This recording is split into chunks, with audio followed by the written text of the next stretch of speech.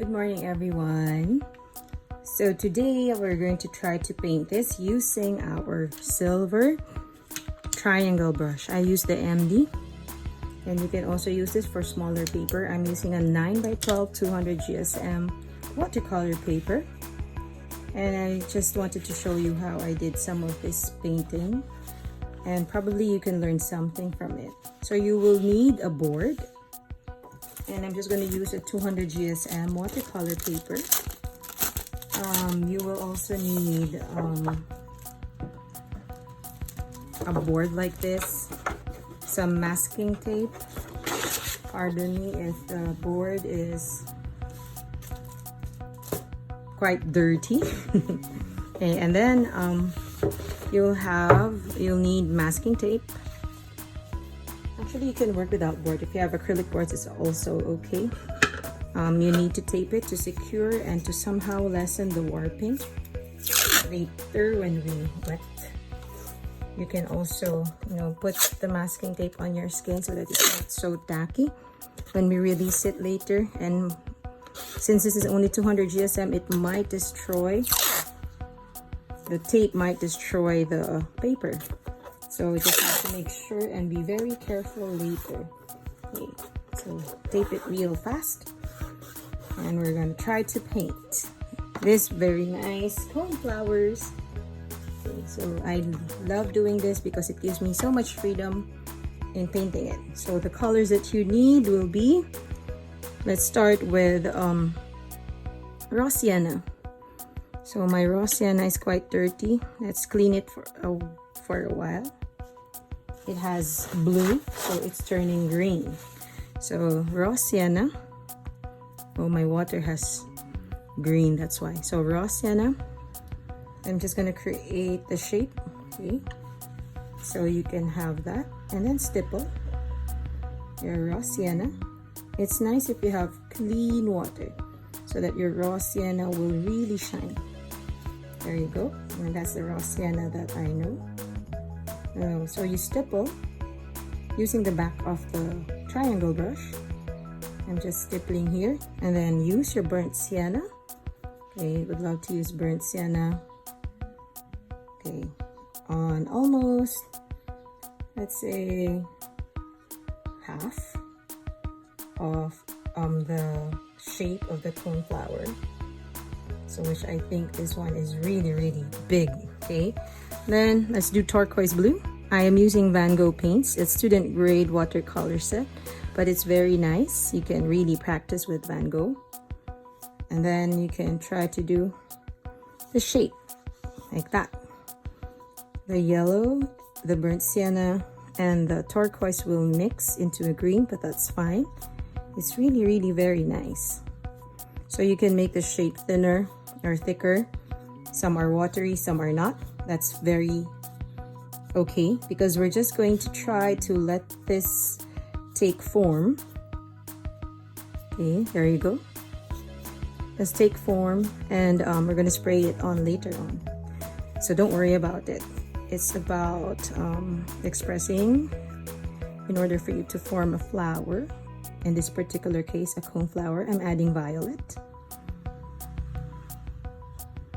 Ta-da. Some are thin, some are thick.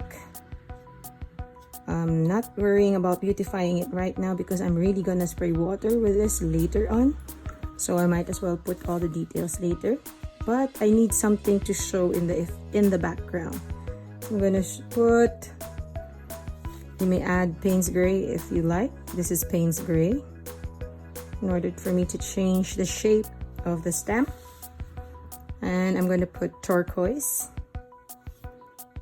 with a bit of Viridian green. I forgot the Viridian green. Okay, that's very much okay. So there, add more of these. Okay, and this is the fun part. So I'm gonna stipple again. Okay, so it doesn't matter. Don't have to beautify it so much because we're gonna wet it. So this time I'm gonna need gravity because I'm going to spray the entire paper with water and just let it fall down. There you go. I know this is hard for some, but it's really fun to do. So I sprayed another one because I wanted to see that. And while the paper is still wet, I'm going to use my flat brush and spray and put some colors over here, but retain that white. Okay, retain that white, and it's okay. That's very much okay. Allow gravity enough of the white. That's very fine. And then use gravity to let it all go down. So just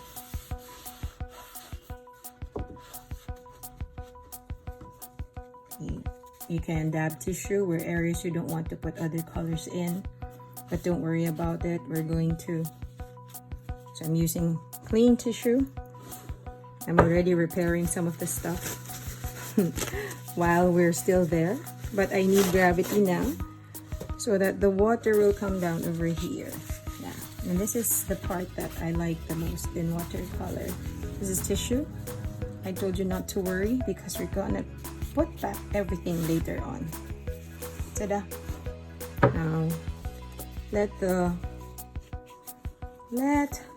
the paper absorb the watercolor and the water for a while, and we're gonna blow this up with the heat gun. The reason why I did that is because I wanted the rest to have that very nice background. You see that? And actually you can add more if you like. You can splatter if you like. And also some of the purple. See, those colors are really fresh and so nice. Okay. And probably if you can do some of the splashing, see that? Those are very nice, and it's one way of making the painting more interesting. And now, if I'm happy with that, I can now use my heat gun because they're already showing up and I don't want them to show any further. So I am going to use my heat gun now to dry them. All right.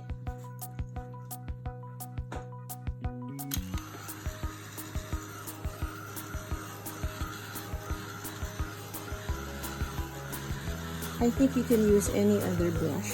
It's just that I am so used with a triangle brush, and it creates those strokes, those thin strokes at the end. I think you can also do that with an angle brush or a dagger brush. Like what I've said, I'm very much comfortable with my triangle brush, so I use it in painting flowers. This particular flower. So I'm drying this up, and you see when it dries, we tend to make the colors somehow permanent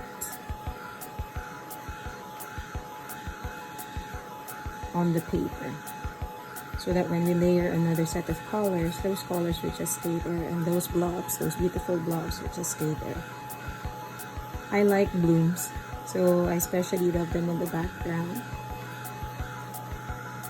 I am not particularly bothered with it because I know I can repair them in the next stage of the painting. So I'm just waiting for it to dry, and this particular bloom is not yet drying. There you go.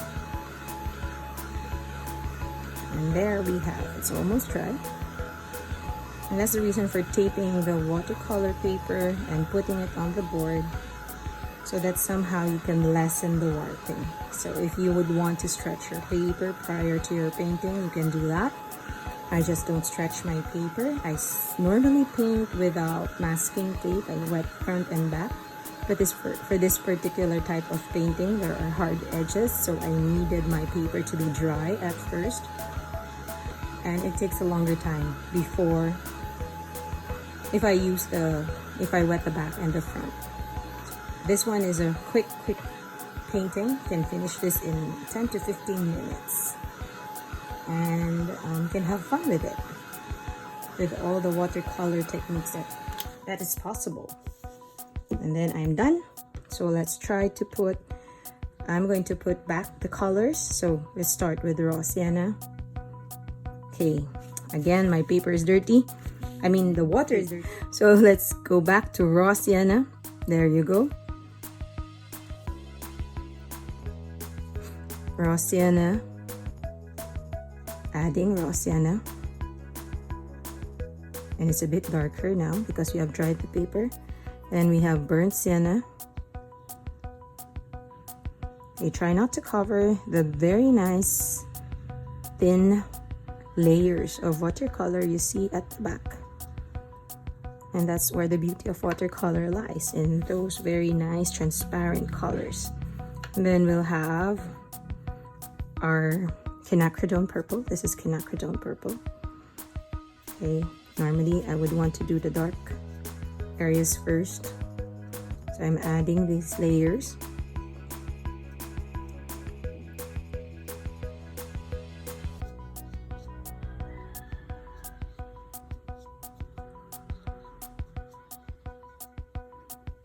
There you go. I'm quite quiet. Okay, and then I'm going to try to do the turquoise. So more turquoise, less water this time. If you want to see those very nice thin layers, try not to cover them. There you go. I am following the areas where, and I'm trying to shape my flower again, because as you've seen it, we have created a very nice background at the back. And now we're trying to create the form of the flower again. Okay, so that's okay. So I'm just creating this quick strokes, and I hope you would find this exercise really nice. And I'm going to add more purple to separate each of the petals. Don't be afraid of the darks. The darks would allow the other petals to rise above and the others to recede. Okay, there you go. Now, if you feel that it's quite dark already, you can spray water. But let me remind you again that we're using only 200 GSM of watercolor paper.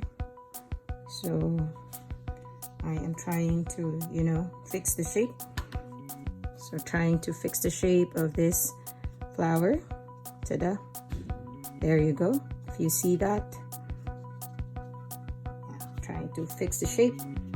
And of course, if you mix a turquoise and a yellow, it will turn to green, but that's okay.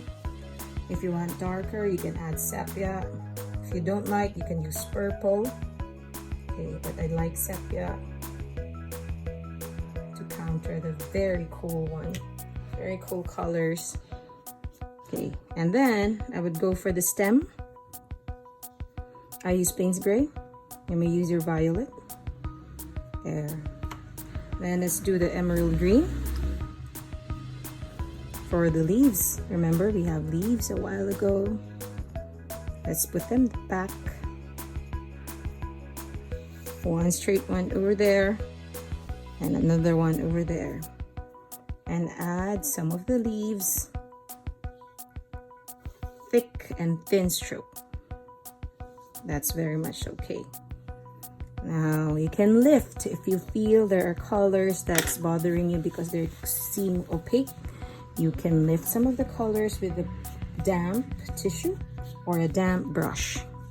So the tissue is closer to me, so I'm using it. I'm using it to lift some of the areas. Be careful also when you do this. I'm trying my best to be careful. There you go. Okay. So trying to fix the shape again. Or probably something that I've missed. I need to step back a little to see what's happening. Okay. And if it's already okay, I will definitely stop. Okay. Now I want to have some soft edge over there. If you have a soft edge, just spray. Okay, just lay it down. And you will create that soft edge that you like. Okay. So those are the soft edges that you would like to have. And then in our painting. And also here, if I find it too harsh, I just spray water with it. Of course, it's going to create blooms. Just have to wait for it and fix it again. But look at that, see? It's trying to soften now. And this is again 200 GSM paper only. Okay, so long it doesn't hurt your, I'm just trying to soften it. You can soften it with a brush, but I prefer to do it this way, softening by spraying water. Okay, there. And if you're happy with the way it was softened, you go blow dry it. I'm using a heat gun. Okay, so there. I want the softness, it's already there. And I'm going to use the heat gun to dry it off. Just wait for a moment, because this one is still spreading heavily. Sorry. This one is spreading heavily. There you go. And it's the painting is softened already. Okay, now I want to make it permanent by drying it now, because that's the way it will look like. I know, so that I know how it look like later on. See those? It's coming down. The heat gun is pushing it away. I like those effects.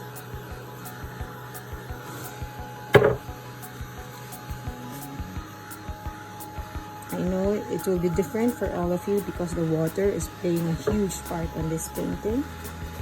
But this is just to show you how I have fun in painting. If you don't like the background, you can just stop at the moment where we had painted without the background. So you may also do that. There, just adding that touch. And I want that to be really a soft edge.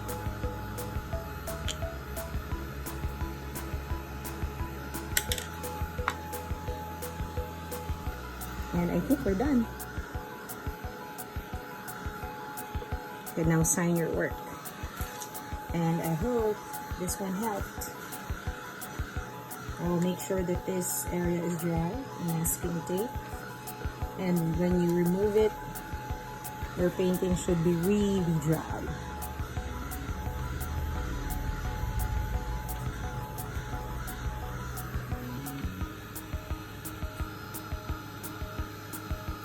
Let's just finish this part.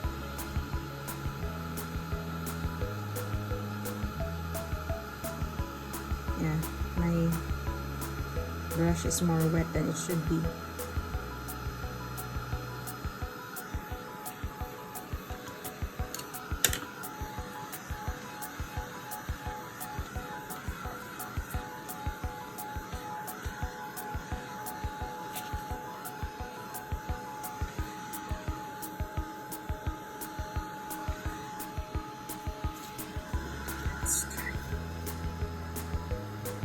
I'll do this so that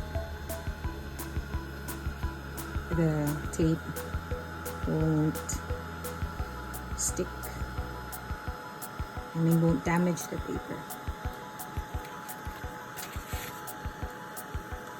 See?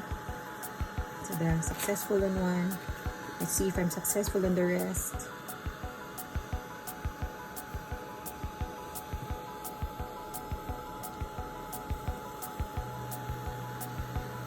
There we go. Successful in the second one. This one. But that's the thing with 200 GSM. You have to be really careful. Unlike with the 300 GSM paper. Yeah. But there are also 300 GSM that doesn't dry off well. I mean, they're very tacky. Ta-da! And we are done. The painting is done. You can turn this off. I think you can sign it now. I'm sorry.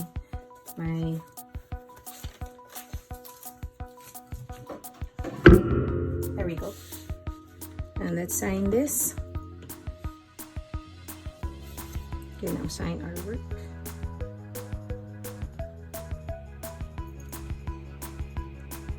There we go. And the painting is done. Thank you, everyone.